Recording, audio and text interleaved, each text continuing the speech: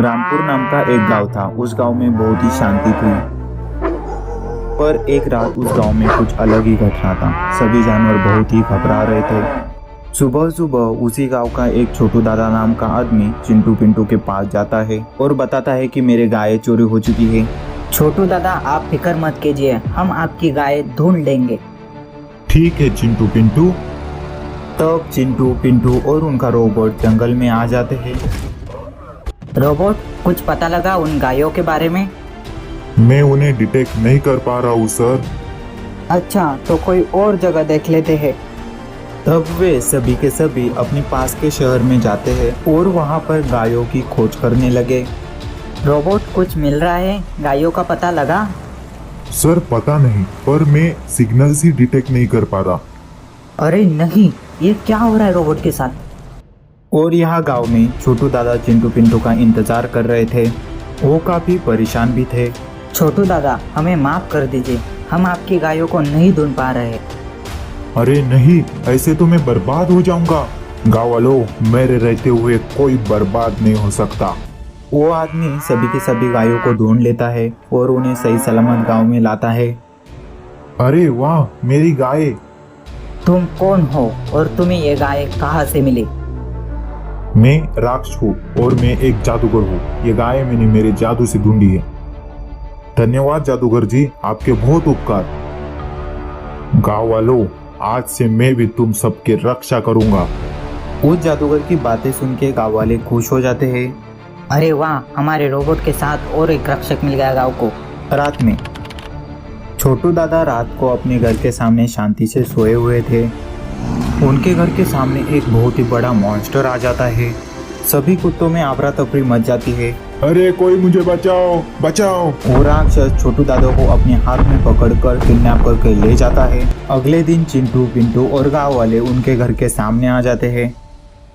चिंटू पिंटू, कुछ पता लगती छोटू दादा के बारे में? अभी तक तो कुछ भी नहीं। सर, मैं इन्हें भी डिटेक्ट नहीं कर पा रहा। जादूगर राक्ष भी छोटू दादा के घर के सामने आने लगा। राज, कुछ पता चला छोटू दादा के बारे में?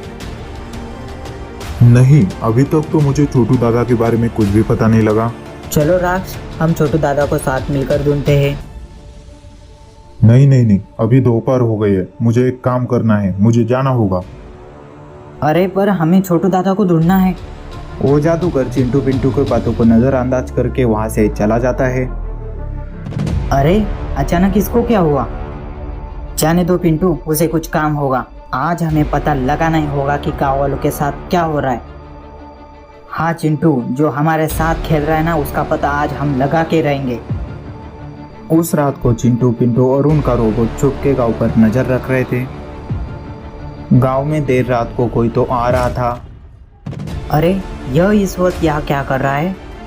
इस गांव को भी धीरे धीरे मैं बर्बाद करके रख दूंगा। उस जादूगर के आसपास एक रोशनी चमकने लगी और वो एक मॉन्स्टर में बदल जाता है। चिंटू पिंटू को भी सब पता चल गया था। तो राज, तुम एक मॉन्स्टर हो और तुम ही हमारे गांव वाले को एक एक करके ले जा रहे हो। अच्छा, तुम दोनों ने मुझे रूप बदलते हुए देख लिया, अब तुम दोनों को भी ले जाऊंगा। रोबोट जाओ, उसे खत्म कर दो। तब वो मॉन्स्टर और वो रोबोट एक दूसरे को मारने के लिए आगे बढ़े। दोनों एक दूसरे को बहुत ही बेदर्दी से मारने लगे। पर मॉन्स्टर बहुत ही ताकतवर था और रोबोट को हरा देता है। यह टीन का डब्बा मुझसे नहीं जीत सकता चिंटू पिंटू। अरे नहीं, इस मॉन्स्टर ने तो हमें हरा दिया। तुम में से एक को मेरे साथ आना होगा। मैं तुम्हें नहीं मारूंगा, अगर नहीं आए तुम दोनों को मार डालूंगा। चिंटू, मैं जाऊंगा उसके साथ। रोबोट को ठीक करके मुझे बचाने के लिए आ जाना। तुम्हारे इस भाई की सलामती चाहते हो तो तुम गांव वाले को कुछ भी नहीं बताओगे। तब वो मॉन्स्टर पिंटू को लेकर वहां से जाने लगा। अरे नहीं, अब मैं पिंटू को कैसे बचा? अगली सुबह चिंटू अपने रोबोट को लेकर एक अलग ही जगह आ जाता है। वहां पर एक स्वामी जी ध्यान कर रहे थे। स्वामी जी, हमें आपसे एक मदद चाहिए, हमें माफ कर दीजिए, हमने आपको ध्यान से जगाया। बोलो बच्चे, क्या मदद चाहिए तुम्हें? हमारे गांव में राक्ष नाम का एक दानव घुस गया है वो हर रोज एक नए इंसान को हमारे गांव से ले जाता है। उस राक्षस को एक साथ 10 लोगों की बलि देनी है, इससे वो अमर हो जाएगा। वो मेरे भाई को भी ले गया। प्लीज स्वामी जी हमारी मदद कीजिए। चिंता मत करो बेटे, मैं तुम्हारी मदद करूंगा। अचानक रोबोट में असीमित शक्तियां आने लगी। वो पहले से बहुत ही ताकतवर हो गया था। जाओ बेटे, उस राक्षस का वध कर दो और उसे दोपहर में मारना। रात को ये रोबोट उसे नहीं मार पाएगा। मैं आ रहा हूँ राक्षस, तेरा वध मैं ही करूँगा। और यहाँ दूसरी तरफ गांव में राज गांव वालों से बातें कर रहा था। अरे यार, हमारे गांव में क्या हो रहा है? रोज लोग गायब हो रहे हैं। लगता है किसी स्वामी को गांव में बुलाना ही होगा। नहीं, किसी स्वामी को बुलाने की जरूरत नहीं, मैं संभाल लूंगा। तब वहाँ पर चिंटू और उसका रोबोट आ जाते हैं। जादूगर राज, अपना ये नाटक बंद करो और अपने असली रूप में आ जाओ। असली रूप? चिंटू, ये क्या बोल रहे हो तुम? बच्चे मन के कच्चे, मर के ही मानेगा। वो जादूगर राज अपने असली रूप में आने लगा। उसकी ऊर्जा से वो गांव वाले बहुत ही जख्मी हो जाते हैं। अब ये 3 का डब्बा तुझे धो देगा। मैं तुम्हारे मकसद में तुम्हें कामयाब नहीं होने दूंगा। तब वो दानव बहुत ही गुस्सा हो जाता है। रोबोट भी हमला करने के लिए तैयार हो जाता है। उन दोनों में फिर से एक घमासान युद्ध की शुरुआत हो जाती है, पर इस बार रोबोट उस पर भारी पड़ रहा था। वो दानव खड़े होकर अपनी पूरी ताकत लगाकर रोबोट पर वार कर देता है। रोबोट भी अपनी पूरी ताकत लगाकर उस पर वार करने लगा। एक लोगों को मारने के लिए और एक लोगों को बचाने के लिए लड़ रहे थे। कोई भी हार मानने के लिए तैयार ही नहीं था। दोनों भी अपनी पूरी जान लगाकर एक दूसरे को मारने की कोशिश कर रहे थे, पर आखिर में रोबोट के एक खूंखार वार से वो मॉन्स्टर ढेर हो जाता है।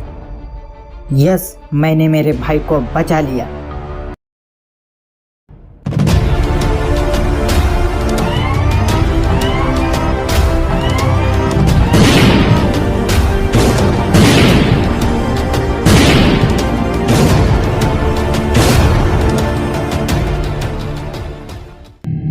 अंतरिक्ष के काले अंधेरे में एक स्पेसशिप पृथ्वी की तरफ बढ़ रही थी। माधवपुर नाम का एक प्यारा सा गांव था। उस गांव में चिंटू और पिंटू नाम के 2 प्यारे से बच्चे उनके पापा के साथ रहते थे।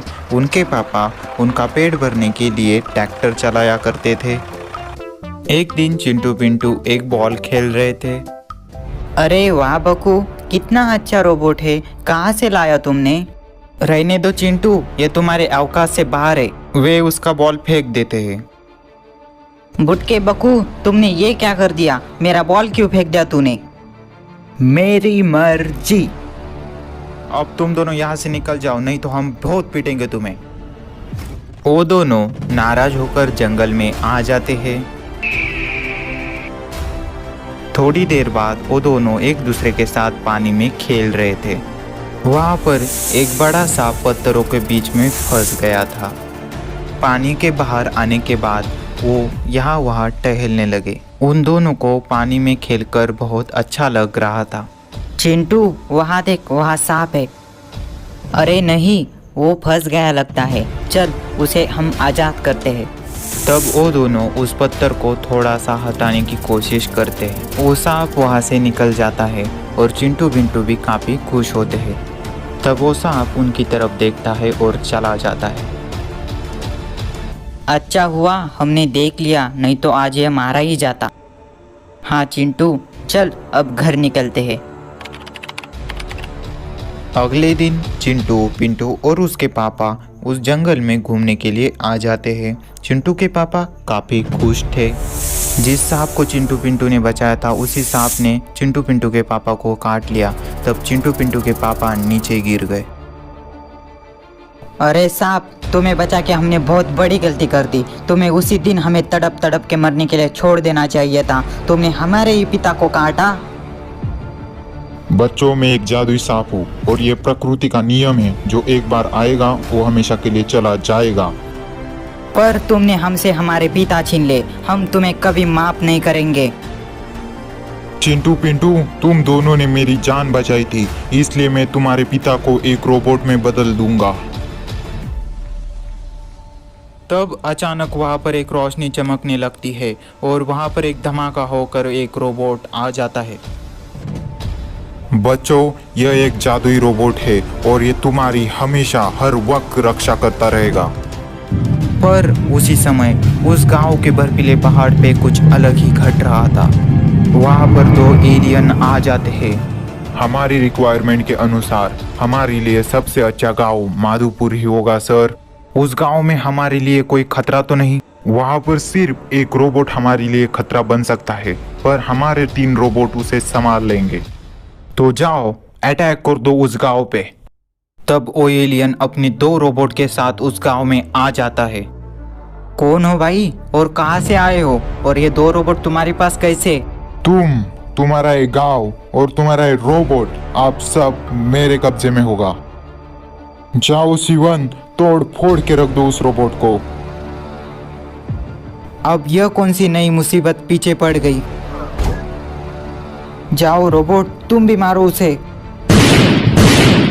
रोबोट बहुत ही अच्छी तरह से लड़ रहा था। वो उस पर लगातार वार करते ही जा रहा था। बकू का रोबोट उस रोबोट पर नीचे गिरा देता है।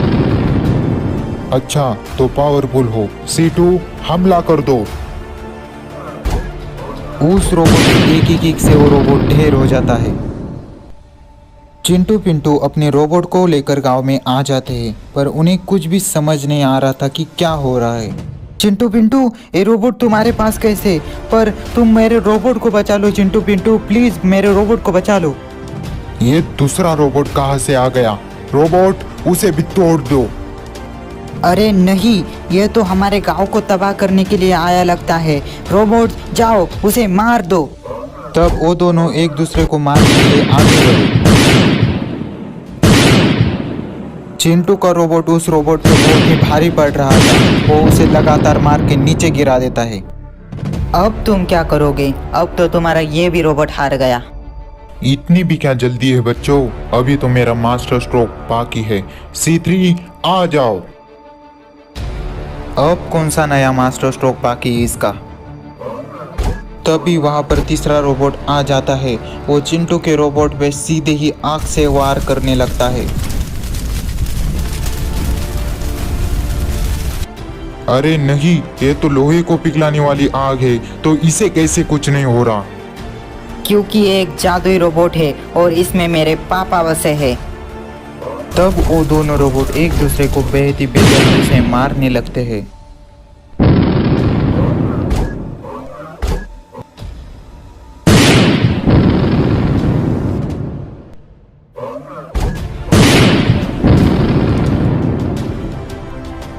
तब चिंटू पिंटू के रोबोट के लगातार वार से वो रोबोट खराब होकर नीचे गिर जाता है। आखिरकार हम लोग जीत ही गए। अब तुम्हारा खेल खत्म, अब तुम्हारे ऊपर हमारा कब्जा।